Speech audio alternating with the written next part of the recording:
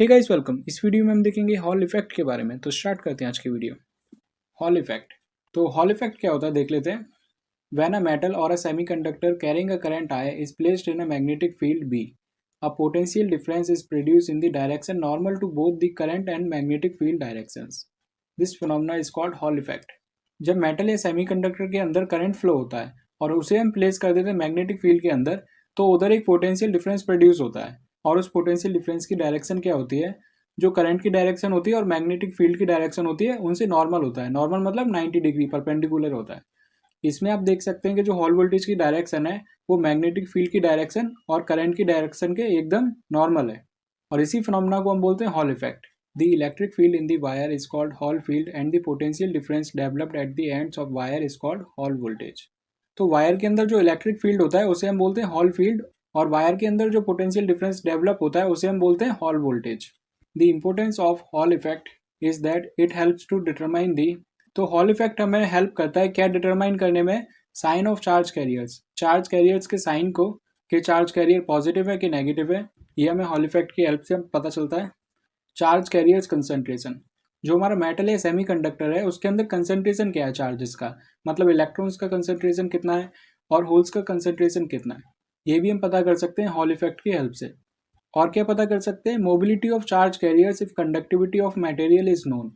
अगर हमें मटेरियल की कंडक्टिविटी पता हो तो हम उसकी मोबिलिटी फाइंड कर सकते हैं। अब हम देखेंगे बेसिक फार्मूलाज। वैसे ये सारे फॉर्मूलेस आपने कहीं ना कहीं पढ़े होंगे, लेकिन इनको आप एक बार रिवाइज कर लो, क्योंकि जब हम हॉल इफेक्ट की डेरिवेशन करेंगे तो ये हमारे फॉर्मूले काम आएंगे। तो इसमें फोर्स का फॉर्मूला हमें पता है, F=QE होता है। इसमें Q होता है चार्ज एंड E होता है इलेक्ट्रिक फील्ड। और लॉरेंस फोर्स का फॉर्मूला भी हमें पता है, F=VBQ। इसमें V होता है वेलोसिटी, B होता है मैग्नेटिक फील्ड, Q तो चार्ज होता ही है। और करंट डेंसिटी का भी फॉर्मूला होता है J=I/A। I होता है करंट, A होता है एरिया। और करंट डेंसिटी का एक और फॉर्मूला होता है J=-NVQ। अब माइनस इसीलिए आया क्योंकि जो चार्ज है हमारा वो नेगेटिव है। और इलेक्ट्रिक फील्ड के लिए भी एक फॉर्मूला होता है E=V/D। इसमें V होता है पोटेंशियल डिफरेंस और D होता है डिस्टेंस। अब देख लेते हैं हॉल इफेक्ट का setup. Let us considered an n-type semiconductor in which the conduction is predominated by electrons।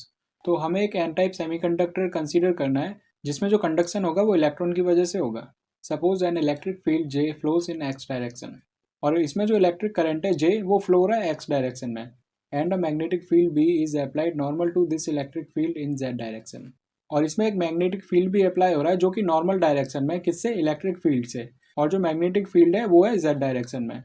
तो जो मैग्नेटिक फील्ड बी होगा उसकी डायरेक्शन करंट की डायरेक्शन से नॉर्मल होगी।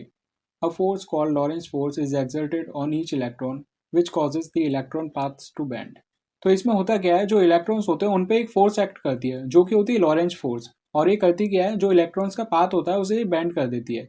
तो उससे होता क्या है, as a result of this the electrons accumulate on one side of the slab and are deficient on the other side. तो इससे होता ये है कि जो इलेक्ट्रॉन्स होते हैं वो एक तरफ इकट्ठे हो जाते हैं और दूसरी तरफ इलेक्ट्रॉन की कमी हो जाती है।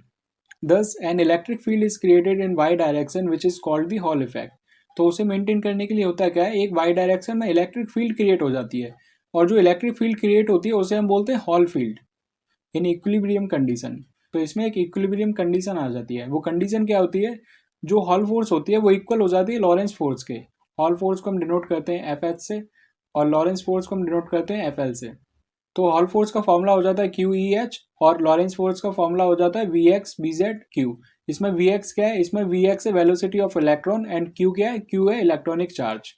ये X और Z है, ये डायरेक्शन बता रहा है। ये X एक्सिस की डायरेक्शन में और ये Z एक्सिस की डायरेक्शन में। तो इसमें Q से Q कैंसिल हो जाएगा तो EH की वैल्यू आ जाएगी VX/BZ। As current density JX=NVX/Q।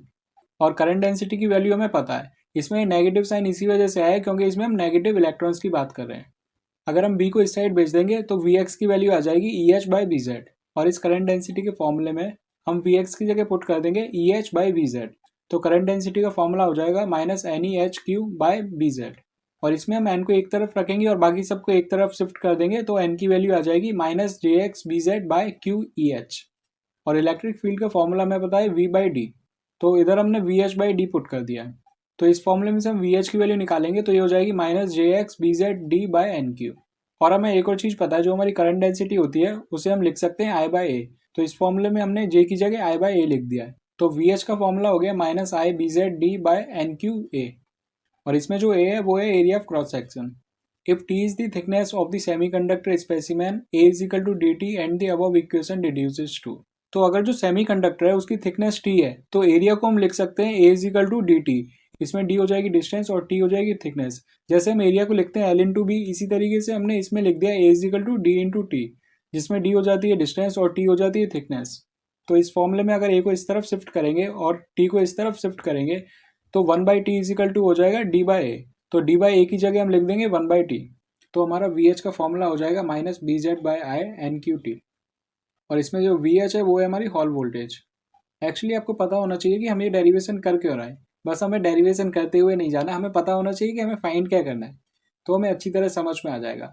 तो इसके अंदर हमें मोबिलिटी की वैल्यू फाइंड करनी है, तो उसके लिए हम ये डेरिवेशन कर रहे हैं।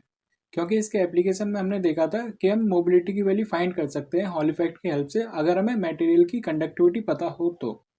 आप इधर भी देख सकते हैं, इधर लिखा है mobility of charge carriers if conductivity of material is known.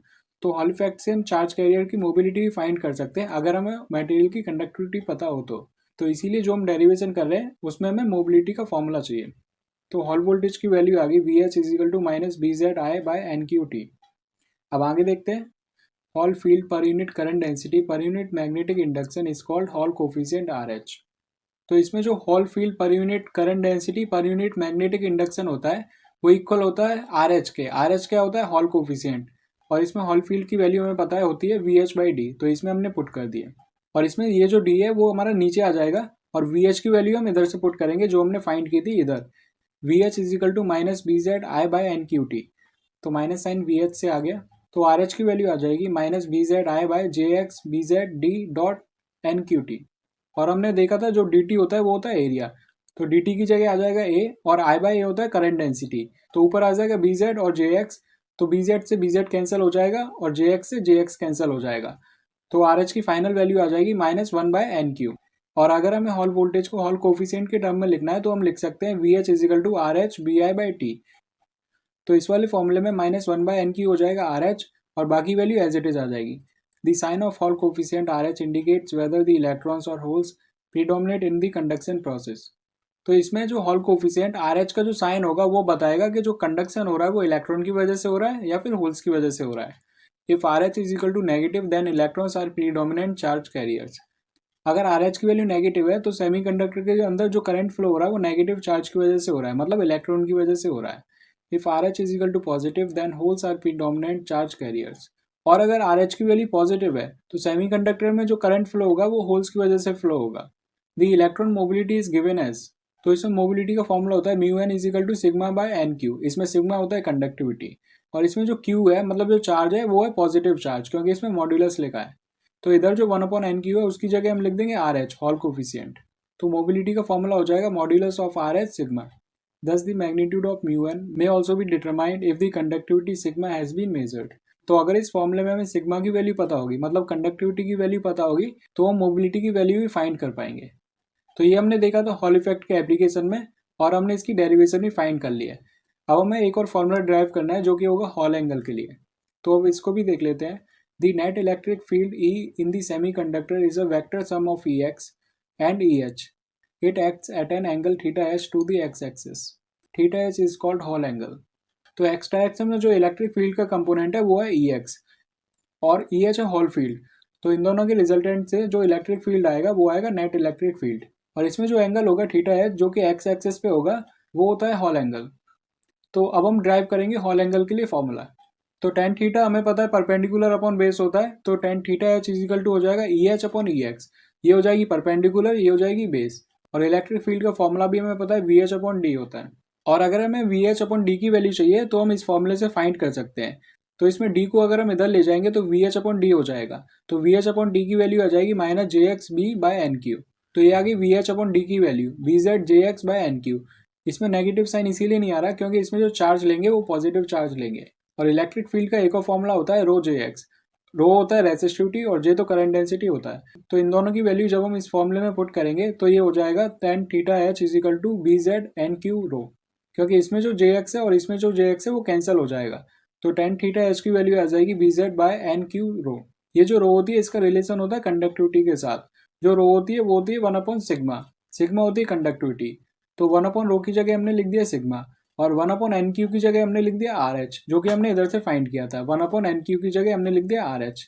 अब जैसा कि हम पॉजिटिव चार्ज में बात कर रहे हैं तो नेगेटिव साइन नहीं आएगा, और BZ तो है ही, तो tan θH की वैल्यू हो जाएगी सिग्मा RH BZ।